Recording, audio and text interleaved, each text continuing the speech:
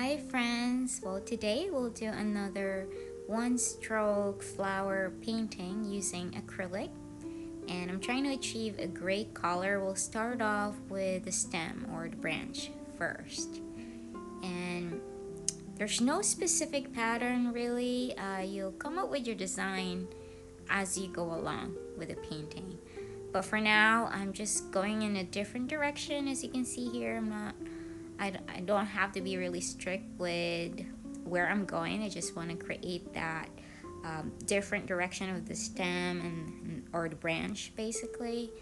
That's where I'll put all the petals later on. So there's no specific design for that. And I think that's the good thing about painting, because as you go along, that's how you kind of create that design. And every single piece is really different because you eventually come up with what you want as you go along. So we'll start with that first, and then we're ready to start with the actual flowers or the petals. So what I'm using here is a very dark pink color with a combination of the white. So I'm just making sure that the white stays on the other side of the brush and also the pink one. And I try to make sure that my brush is fully loaded with paint, and I try to do a practice stroke, as you can see here, before I do the actual petals. So if I feel that there's not enough paint, and you can really sense it as you go along, and it takes a lot of practice, but if I feel that there's not enough paint, then I go ahead and just load it with more paint. So usually, to be sure, especially if you're just starting, I start with just one petal at a time. And I try to create as much flowers as I can, as you can see here. And there's no specific pattern. Sometimes I would do 3 petals, just like what I'm doing here, and then I would overlap it with the actual full set of flower.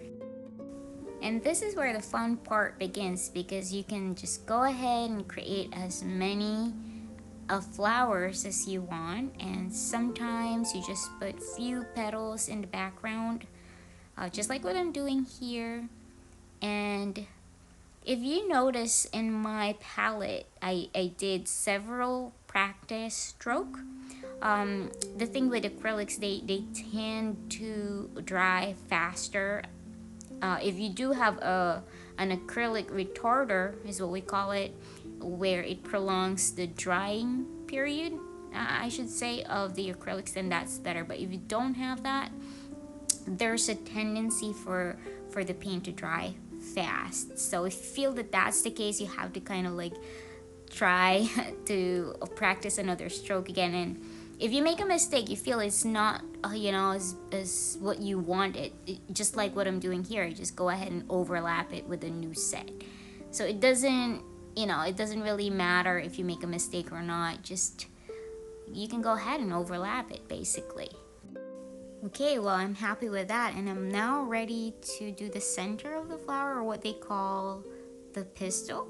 And I'm using a yellow-orange acrylic paint. And this is a very small brush. As you can see, it's a detailed brush.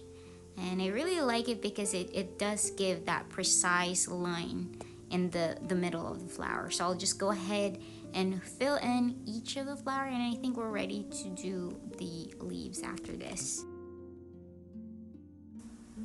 Okay, so we're using green and yellow combination here, and just make sure, as what we did earlier, to make sure that each paint stays on each corner of the brush, and always make a practice stroke to make sure that the paint is evenly coated, or at least the brush is fully loaded with the paint on each side. Because sometimes when you, just like you'll see it here, there will be times where I have to overlap or add more paint and then overlap it again if I feel that it's not pigmented enough, if you know what I mean. And I just go ahead and just put another layer. And I'm doing this randomly. I just make sure that it's spaced out evenly. I'm pretty happy with this. I'm not gonna add more leaves. I think that's fine. But one last detail I want to add would be more stems or roots on the outer corner. As you can see here, it just adds more character to the artwork. So there you go. I hope that you give this a try. It's a fun project that you can do over the weekends with your family. And I believe that painting is for everyone, so just have fun. And again, thank you for watching, and I hope I'll see you in my next video.